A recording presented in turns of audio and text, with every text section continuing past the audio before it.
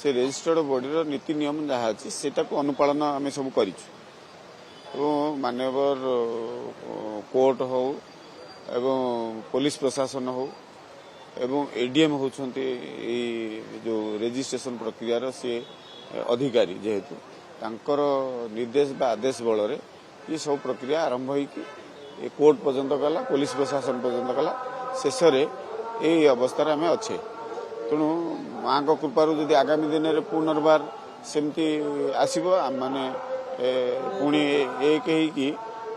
से कथा को देखेबू कि आमर जो गोटे पूजा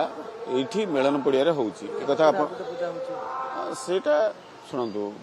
ये तो 172 रु ऊर्ध्व पूजा हो भुवनेश्वर सहर आम क्या कहीपर कि कौ पूजा क्या अच्छी न अच्छी सेटा कथा ना मेलन पड़िया ठारे झारपड़ा ग्रामवासी द्वारा पूजा अनुष्ठित होती।